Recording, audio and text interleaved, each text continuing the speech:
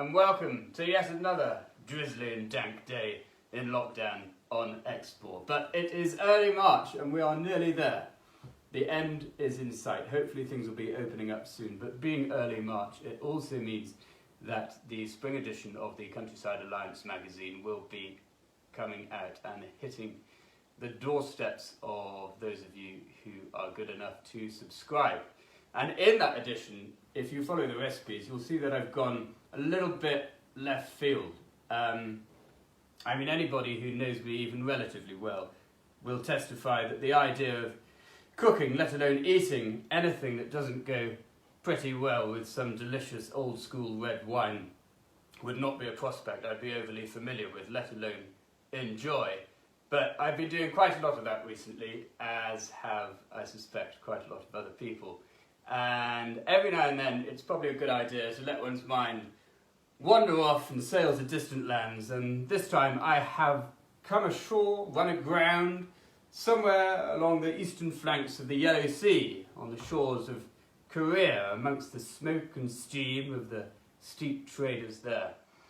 Now, Korean fried chicken is a dish that many of you will probably be familiar with. I know it's hugely popular in London these days, but if you enjoy that, Korean fried pheasant will blow your mind. It's like Korean fried chicken on steroids. So, let's have a look at the ingredients. Right, so, ingredients. Can you see me? Slightly queer filming angle, I realise that. The phone's on a step ladder on a piece of laminate flooring, held together with a sugar pot. Electrical wiring hanging out of the wall, but needs must. We're in a lockdown after all. Ingredients. Sugar. Unholy amounts of sugar. 3 tablespoons going in here. This is just for one pheasant, remember, but that's Far Eastern food for you. That's why it tastes so delicious. I suppose if you can't fill it full of cream and butter, then sugar's going to have to fit the bill. Second thing that's going in is this glorious, deep russet paste of fermented rice and chilli, with a name even more glorious than the taste, gochujang. In goes he, a couple of tablespoons of that. You can never get it off your fingers, so there we are, we'll sully that up instead.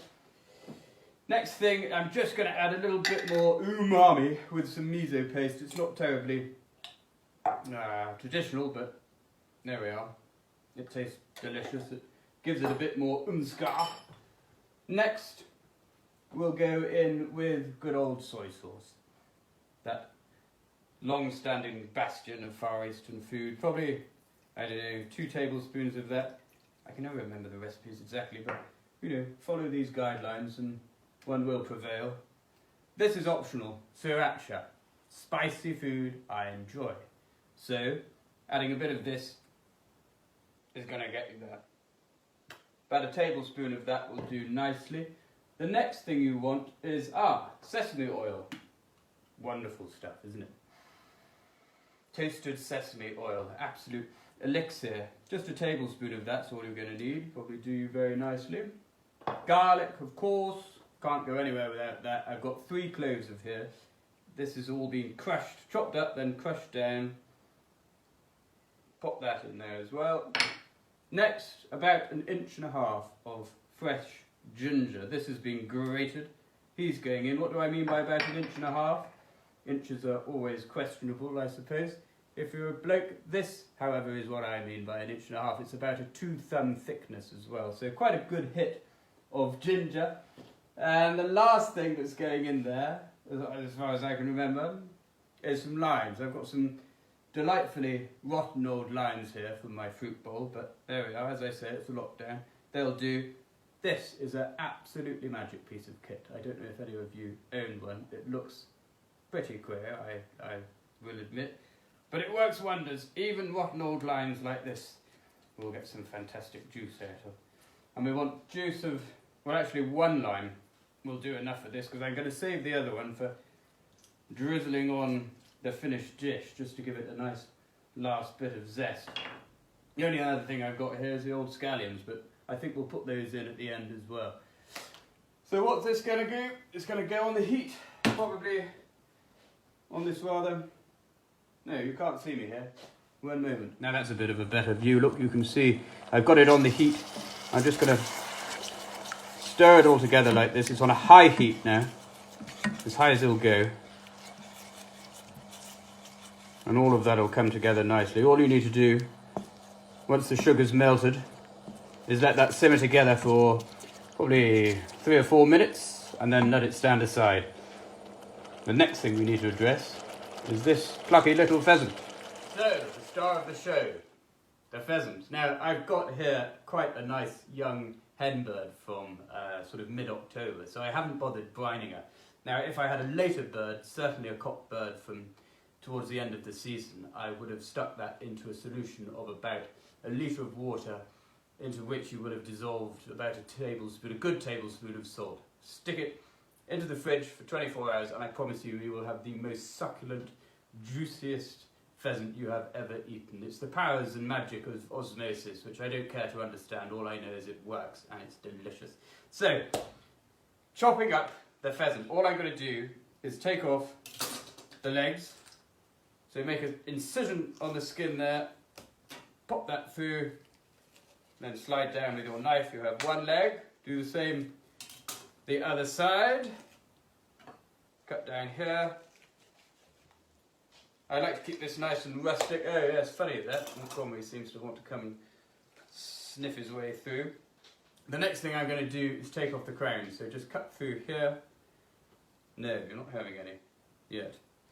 And cut down the ribs. You'll hear them go crack, crack, crack, like that. Twist the top of the crown off. And with this, I'm not actually going to bother with those wings. I'm just going to go straight on through. And there we have it. We have a crown, 2 legs, and a fantastic stock making bone here. So that can be boiled up to make your pheasant stock. Now then, the crown. How am I going to chop that up? Well, I kind of rather fancy that these Korean street traders are rather rustic in their butchery, and I like to follow suit with that, as it seems rather fitting. So I've just cut straight down the breastbone like that, so we end up with 2 breasts on the bone, and I like to leave it on the bone. It's the type of dish that you want to get in there. It's a proper kind of manual gastronomy, this thing. So, first breast on the bone.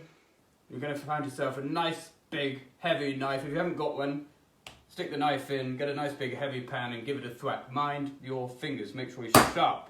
So here we go, 1, 2, and I'm just going along there, and we're cutting it into, I don't know, kind of 3/4 inch pieces like that.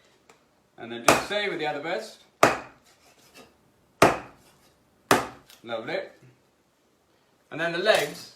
Funnily enough, I'm leaving the bones in there as well. I'm not going to bother with these. These spiky little boys here and the drummers of the pheasant I'm going to leave out of this dish because it's one for really getting your teeth into. 1, 2, 3. He can go for our stock. And the same again. 1, 2, 3. Mind your fingers. He's going for the stock as well. So, these are all in just about the right kind of size now, and I'm going to turn them in a little mixture of corn flour, powdered ginger, salt and pepper, and I'll show you that now. What a surprise. Hungry old chap? Never not. So in here I've got about 50 grams of corn flour, which goes through me every time I touch it. I don't know why, it's sort of weird chalky texture, isn't it? And to that I'm going to add about 1.5 tablespoons of ground ginger, powdered ginger, bit of pepper, and a bit of salt, probably about I don't know, 1/2 teaspoon of pepper and 1/2 teaspoon to a teaspoon of salt, depending on how much you like these things. Mix it up a little bit, and then in with the pheasant. So just toss it all in, and be very careful to get the powder into every crack and crevice of the pheasant, because it will open up as it fries like a little flower. And being corn flour, it will crisp up nicely, but don't leave it too long. I'm going to show you now in a minute. I'll give you a nice big fat close-up of it frying. And once it is fried and cooked, don't leave it too long before you mix it with the sauce.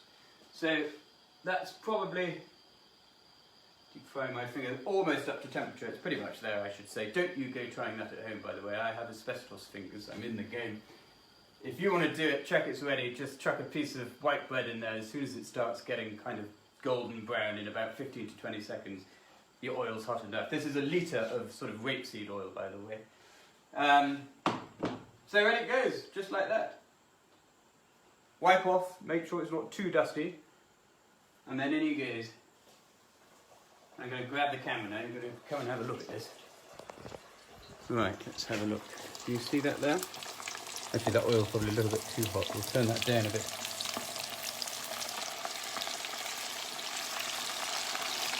We'll pop it all in. If you've got a deep fat fryer, we're talking probably 180, I suspect. Give it a shake. Don't let it get too stuck to the bottom. Try and get your larger bits in first, obviously, and if you've got any smaller bits, I suppose you're all misting up. No, not too bad. Put them in last, obviously. So that's been frying away nicely for the best part of 7 minutes. Look, you can see it's crisping up, going golden brown. I'm just removing it now with a pair of tongs, popping it in here. If you've got a bit of kitchen roll, it's probably best to put it on that. I haven't. And then I've got the sauce back on the heat. You can see he's just coming to the simmer. Then we're going to mix it all up together and we'll be ready to go.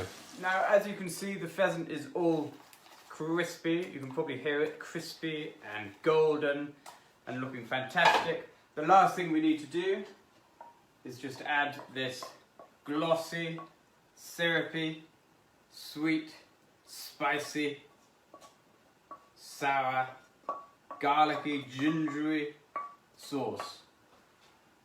And we mix it all up. Be careful, don't get your hands in there just yet because it is going to be stonking hot. All that sugar looks like some kind of boiling caramel.